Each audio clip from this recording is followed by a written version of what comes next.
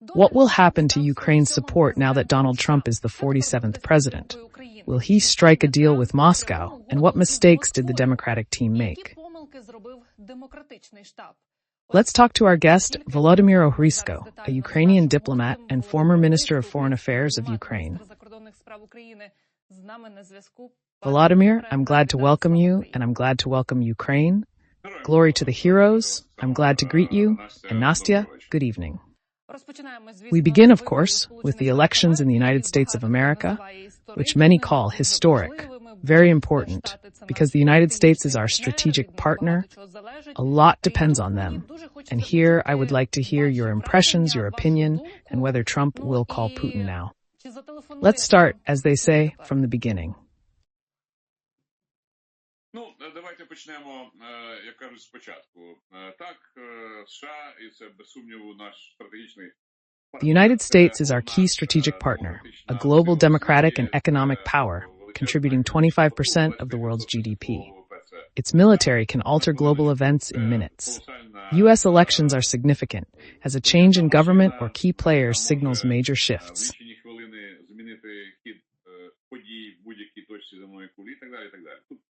Тут, правда, будь-які вибори в США – це подія, яку можна назвати таким собі трошечки глобальним. Now let's look at what happened in the United States. The administration changed. That is, instead of, how to put it more delicately, a kind of moderate Biden administration. Тепер давайте подивимося на те, що, власне, відбулося в США. Так, змінилася адміністрація. Тобто, замість як би так делікатніше сказати, такої собі помірковано боязкої адміністрації, which stretches from Obama through Biden and could now be continued by the person of Harris. They are stepping down from leading the country. Why? Особі Харріс, вони відходять від керівництва країни. Чому? You know, even such a purely psychological moment may have played a role here.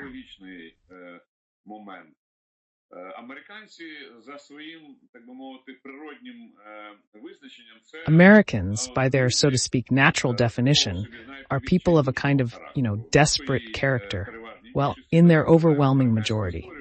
Let's look back at American history.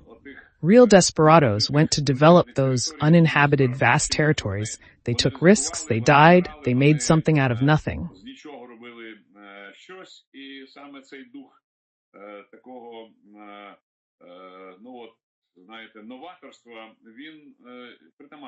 And it's this spirit of innovation that is inherent in Americans as a nation as a whole. And so, I think that spirit has now prevailed. Despite the fact that everyone is well aware of Trump's negatives, he is quite an elderly man. Look, today, I specifically decided to listen to his speech after it became clear that he would be elected president. He spoke very hard, just physically.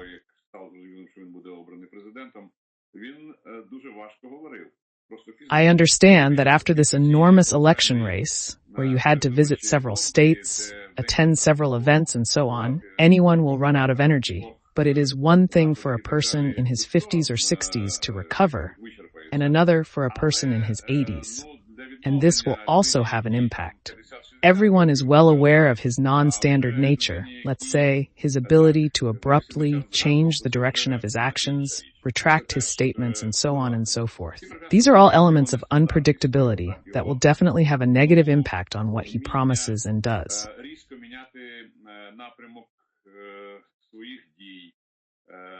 Відмовлятися від своїх заяв і так далі, і так далі. Це все елементи непередбаченості, які безумовно негативно впливатимуть на те, що він обіцяє і робить. On the other hand, he is the one who breaks the mold, who looks at things out of the box. And this, I think, is the key for us. We should not return to the traditional, familiar forms of working with him now.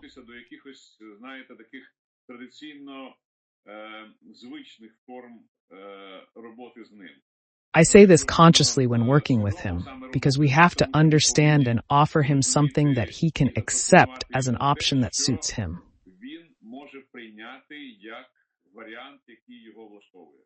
We have said many times that Trump is an entrepreneur first and foremost, and he sees everything he does through the prism of what I get out of it, not in the sense of I am Donald Trump, but the United States of America.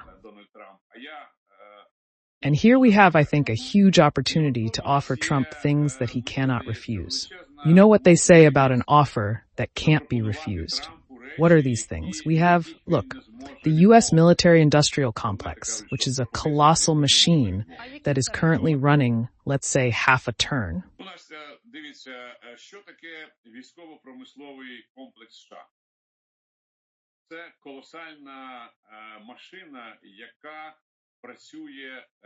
That is, what the U.S. needs is being produced, what needs to be updated is being produced, but in the current situation we need to rearm the whole of Europe, and we need to arm not only Ukraine with old weapons, but also with new ones.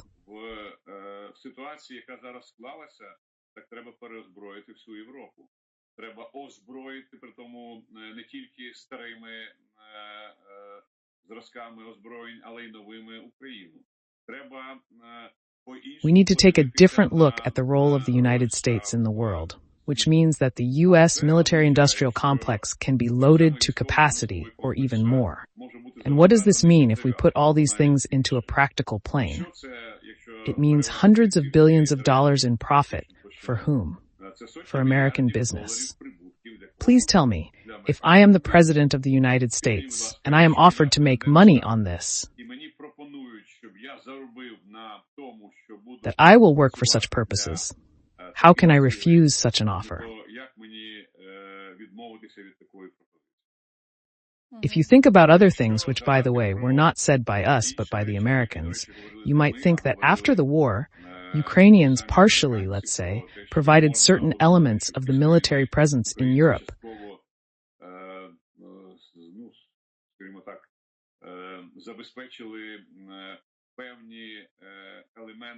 By replacing American soldiers. Is this what President Zelensky is proposing in terms of victory? This was initially proposed by Michael Pompeo, former Secretary of State and head of one of the U.S. intelligence agencies. But beyond that, this is a topic that can be developed, written, calculated, and presented.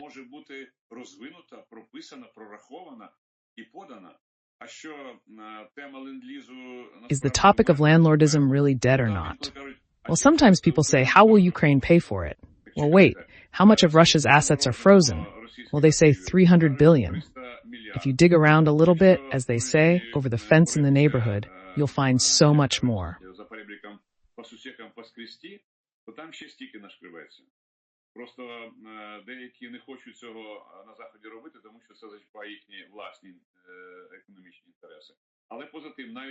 It's just that some people in the West don't want to do this because it affects their own economic interests. But beyond that, even if we are talking about a year or two of active warfare, these 300 billion will be enough. Look, we are now being allocated 50 billion of this amount to pay off the interest on Russian assets. Can't we get another 200 billion to spend on the very things we've been talking about? It's quite possible, and this removes the issue of Americans spending their money. No, they will spend their money, but it will be compensated from the proceeds of the Russian frozen assets. And there are actually quite a few options.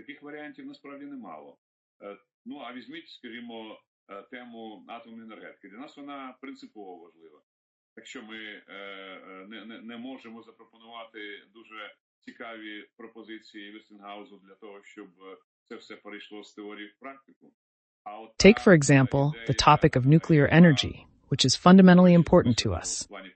If we can't offer very interesting proposals to Westinghouse to make this move from theory to practice, but the idea, which, by the way, is written in Zelensky's victory plan, that we can offer joint development of what we have worth trillions of dollars, as Zelensky said, we can.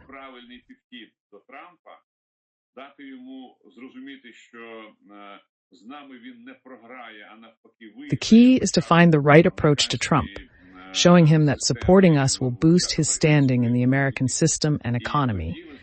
No need to call Putin, especially if he hasn't congratulated you yet. тим більше, якщо він тебе навіть не привітав з перемогою. Some claim Putin congratulated Trump through the Russian Foreign Ministry, but it's unclear. The key is whether we can offer Trump more than Putin.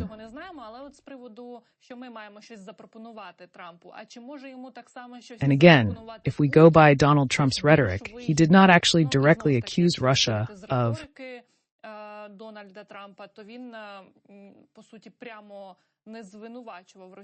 that it has unleashed a war against Ukraine, and he has said several times that he seems to believe he can make a deal with Putin. As for the Russian Foreign Ministry, I don't know if you've read it, but today, this so-called Ministry of Foreign Affairs, which is actually the Ministry of Propaganda, published a commentary in their Moscow language that sends a clear message to Trump.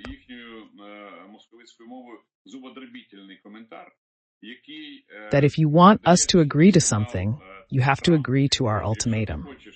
If you translate what is written there into ordinary human language, it means that we are not going to back down from what we have announced, and we have announced the surrender of Ukraine.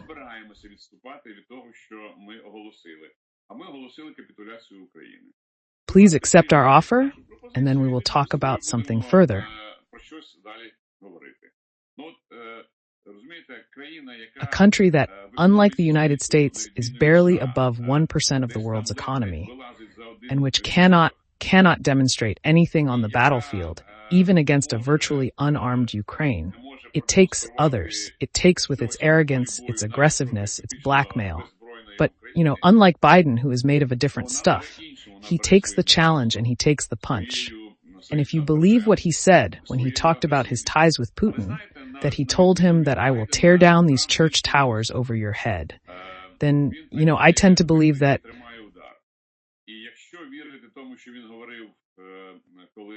коли розповідав про свої зв'язки з Путіним, що він йому сказав, що я знесу ці башти церковні над твоєю головою, то ви знаєте, я схильний вірити тому, що розмова була саме в таких тонах.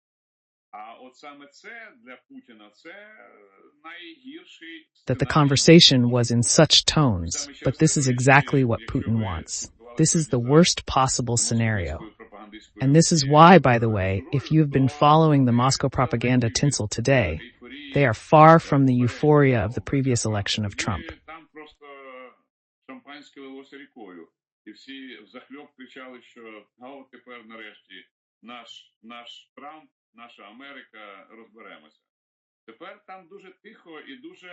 At the time, champagne was flowing, and everyone was shouting that now we're finally ours, our Trump, our America, we'll figure it out. But now it's very quiet and very careful. And the main note is, Trump, of course, maybe a little better than Harris, because she was definitely doing things that were down our throats. But you have to be extremely careful with this.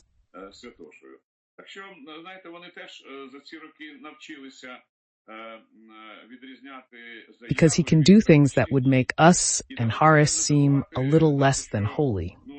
So, they have also learned over the years to distinguish between statements and practical actions. And let's not forget, Nastia, that we actually have 3 Trumps. The first one was a candidate until yesterday. А потім буде третій Трамп, реальний, який буде затиснутий державною машиною і зліва, і справа, і зверху, і знизу. Trump will be in a transition period until January 20th, after which the real Trump will face pressure from all sides, caught in a golden cage. Там не може бути варіанту узурпації влади, тому що є купа способів такого узурпатора поставити на місце. От, власне, та ситуація, яка, мені здається, дає нам абсолютно нормальні шанси працювати з Трампом. However, there's no real risk of power usurpation, as there are ways to deal with such attempts. This situation offers us a good chance to work pragmatically with Trump, explain our mutual interests, and achieve a positive outcome. I reject the notion that all is lost. We must find the best way forward with his administration. Ми повинні з цієї ситуації знайти найкращий, найоптимальніший для нас вихід І саме у такий спосіб діяти з адміністрацією Трампа. Volodymyr, did our Ukrainian government need to start working with the Republican wing in advance? Because again, there are various accusations, and many political scientists and experts write on Facebook that the Ukrainian government has not been focusing too much on the Republicans and the conservative environment in recent years, and we have somehow ignored this.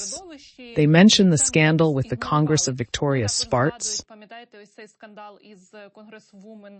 Then Zelensky went to Pennsylvania, and then Trump refused to meet. But it did happen.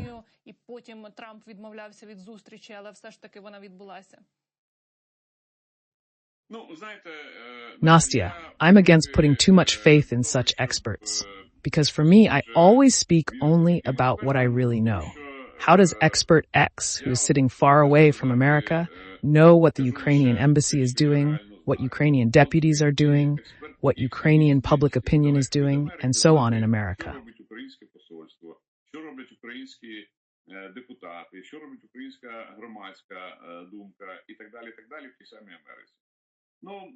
General things, of course, are easy to operate with, but they are very often just the personal opinion of an expert.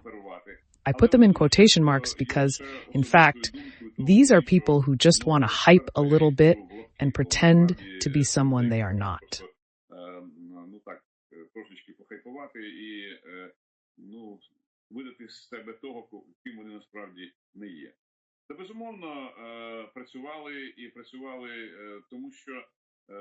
Of course, we worked and worked, because look, I want to remind you of this again. There is a very large number of adequate, absolutely realistic, pragmatic politicians in the ranks of the Republican Party who understand perfectly well what the Russian Federation is, and who also understand that if it is not stopped today, tomorrow it will be in Europe, and the day after tomorrow it will start writing America. These are obvious things. Let's remember how many congressional delegations have been here, with both Democrats and Republicans among the members of these delegations. If someone thinks that it's just a matter of getting on a plane and flying away, then no, in fact, each of these delegations is the work of both the American and Ukrainian sides. Because in order to convince certain senators or congressmen, you have to meet with them, tell them that this needs to be done, explain why, and so on. And this is exactly the work of Ukrainian diplomats. Who else? Therefore, let's not believe these pseudo-experts, because in order to draw such conclusions, we need to rely on something, on some facts.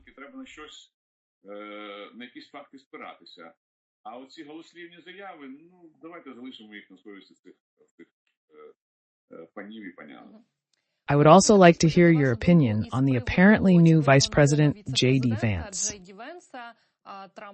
which Trump also represented today during his speech. And we have repeatedly heard him say that Ukraine needs to give up the occupied territories, that they should not spend money on us at all, that they should not support us. And in general, there were, such not very pleasant statements from his lips. And here we see that Trump is not changing his vice president, and he will obviously remain the vice president. But we know that if something happens to Trump, the first person to become president will be the vice president. How will he act on Ukraine, and will he, on the contrary, sway Trump to the side he was talking about? Nastya, this is the traditional way in American politics.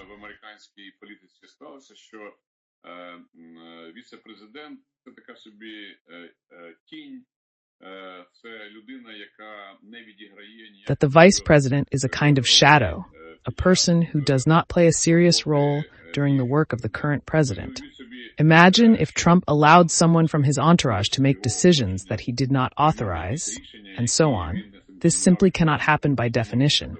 He is not the type of person who allows such things. Просто в такий час живемо, коли було 2 замахи на Трампа, знаєте. I mean, we live in a time when there have been 2 assassination attempts on Trump. He said today that it was the Lord God who saved him, and it was no accident that he survived these attempts. Well, we are unlikely to wait for the third one, and we don't need to. I repeat once again, we do not need such cataclysms in the future. As for Vance, his role is secondary in the truest sense of the word. He will not be involved in foreign policy.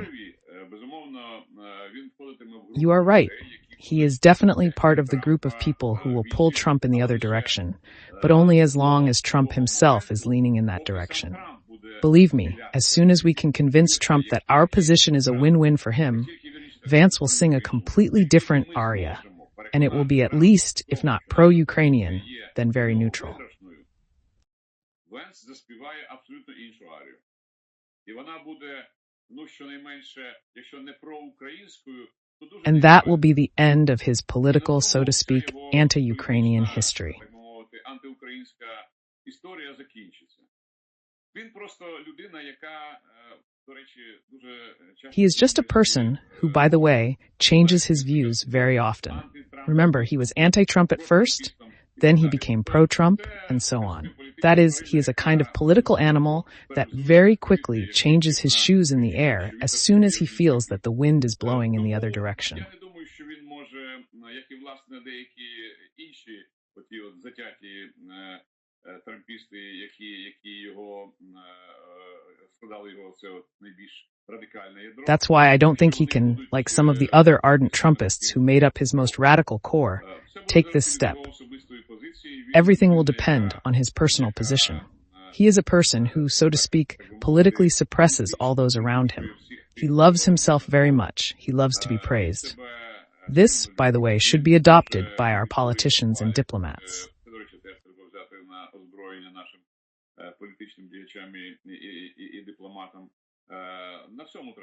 You have to build on everything, even on such seemingly small and vanity moments, but they sometimes work. There is a whole range of tools and ways to use this, so to speak. But this is not for public discussion. And the victory in the debate, the opinion polls, the first results of the exit polls all showed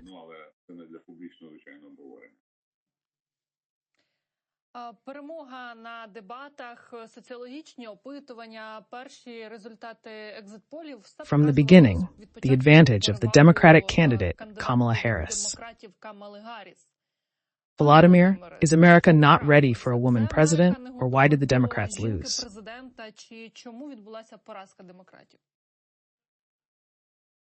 You know, so I was thinking, frankly, yes, when the scales were almost equal, that the Americans, as this leading nation, would finally make a decision in favor of a woman. It seemed to me that it would be a beautiful symbol of the fact that the largest country in the world is on a real forward march of change in favor of equality, in favor of respect for women, and so on. Just as when they elected Obama, the first black president of America,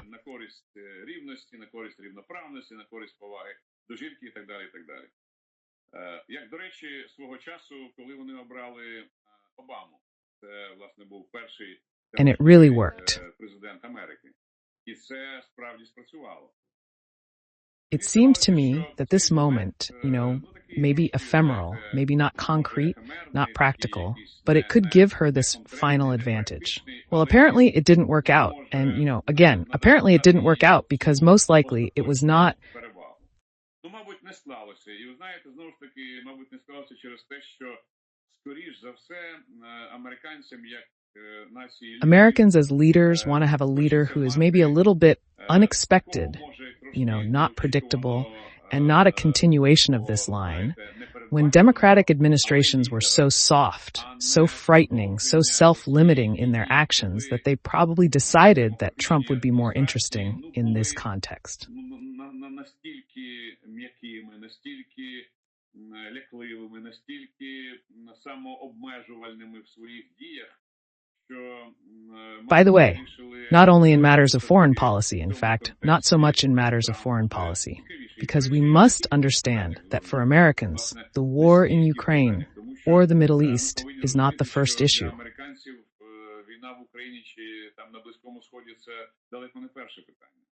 The first issue is their internal problems. What is happening in a particular state, city, or street?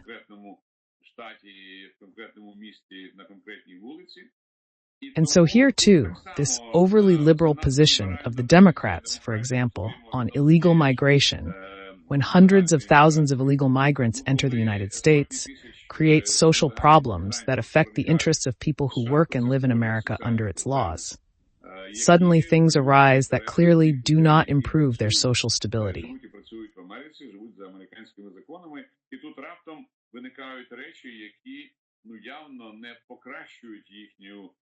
Instead of counteracting these trends, the current administration has done everything it can to minimize the seemingly negative impact, although it unfortunately exists. And this is just one example of the fact that we probably expected more decisive steps, especially in domestic policy, and did not get them.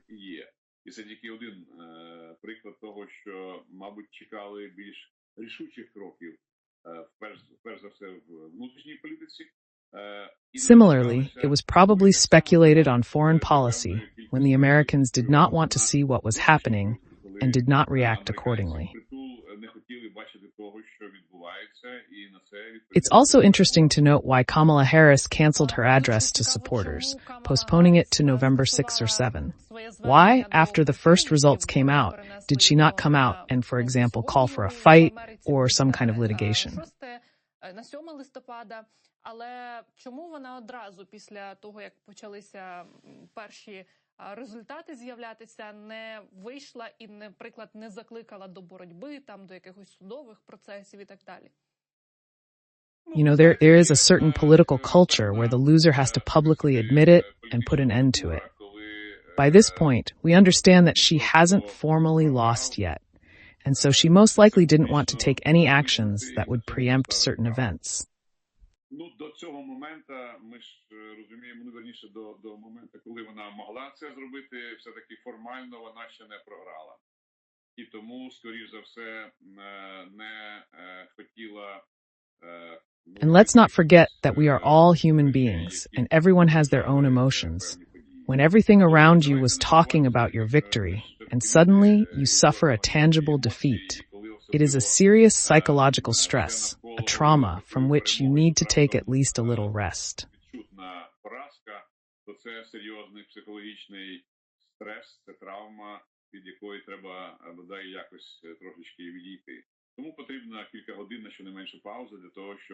Therefore, you need time, a few hours to pause, to prepare, to say a few words to your supporters that will encourage them, and that they really need to hear.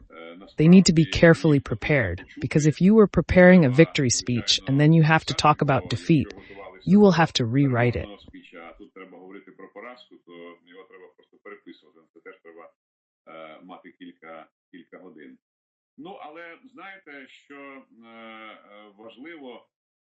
It also takes several hours. It's important that despite the fact that American society is divided, because it's actually 50-50, give or take small percentages, we need to prevent this from leading to an internal split. Politics is politics, but America must remain the world's economic engine and leader in foreign policy.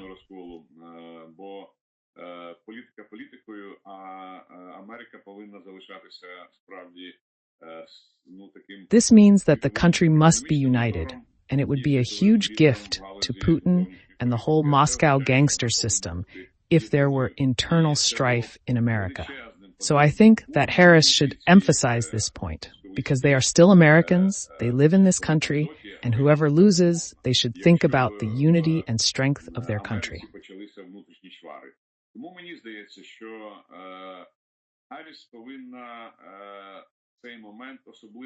They must be united. I think this should be in Harris's speech. She should call on all Americans to remain faithful to the laws and the Constitution, to live within these laws, and thus preserve the unity of the country.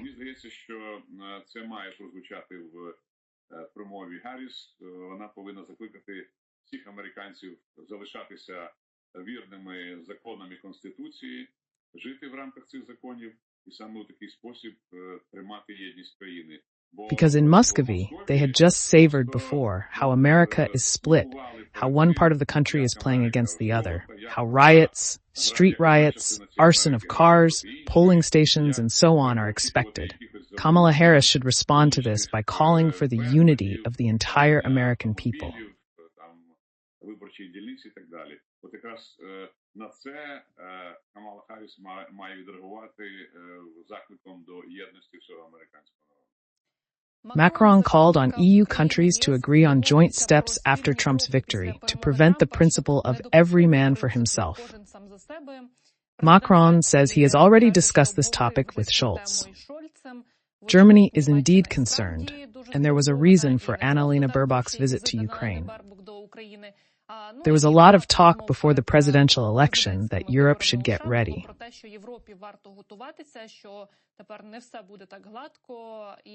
Trump will tighten the screws a bit. What is your opinion on this? This is a second wake-up call for Europe. The first bell rings, they're like, like some lazy people. They press the button so that it doesn't ring a second time, and they go back to sleep. Now there is a second and loud call that has them out of this hibernation. And it's very good that statements like what Macron has just said are now appearing.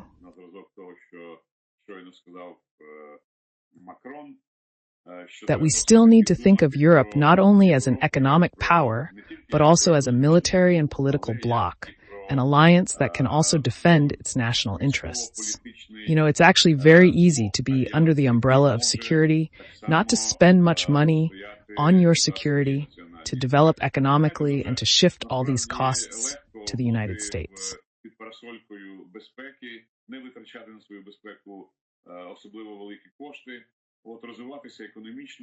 And this was actually something that pissed him off during Trump's first presidency, because as a businessman, he could not accept this formula.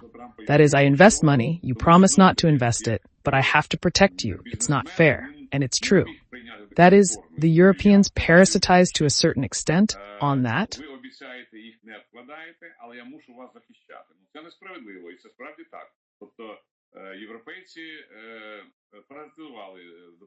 That America has always taken on more than they have. Trump wants justice, and he should be supported. If you want to be protected, please contribute to common security. If you don't do that, then Trump says, then I won't defend you. It may be harsh, but, it's so clear.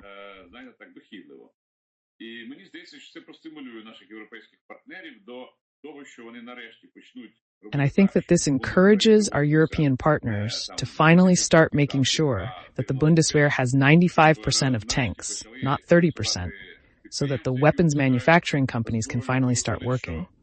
Otherwise, it turns out that some obscure North Korea can produce more in a year than the entire European Union and NATO put together. And what good is that? Is it a form of defense against this Russian wild bear? So I think that these things will help Europe to start thinking strategically, including in military and political terms. And if this happens, believe me, it will only benefit Ukraine, because Europe is closer to Ukraine than the United States. And it is well aware that if a tragedy happens to Ukraine, the next tragedy will be in the same united Europe. And this is something they definitely do not want to allow and will not allow.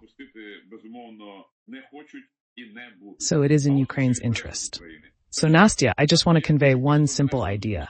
You have to look for the most profitable way out of any situation. Not give up, use your brains, think, analyze, calculate, and go to your partners with very specific proposals.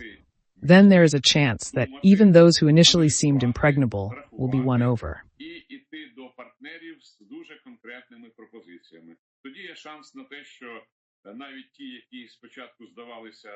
Completely non-Ukrainian and so on, will actually do what we need them to do. I hope that our government will act in this way. We'll conclude with this clear opinion, Mr. Volodymyr. Thank you for joining us, and I wish you a pleasant evening. Volodymyr Ohryzko, Ukrainian diplomat and former Minister of Foreign Affairs, was with us. Український дипломат, міністр закордонних справ України 2007-2009 років був з нами на зв'язку. Dear friends, be sure to support this conversation by liking, commenting, telling us who you were rooting for during this election in the United States, and of course, sharing this video so that as many people as possible can see it. Thank you for your attention. I wish you good news, and see you soon.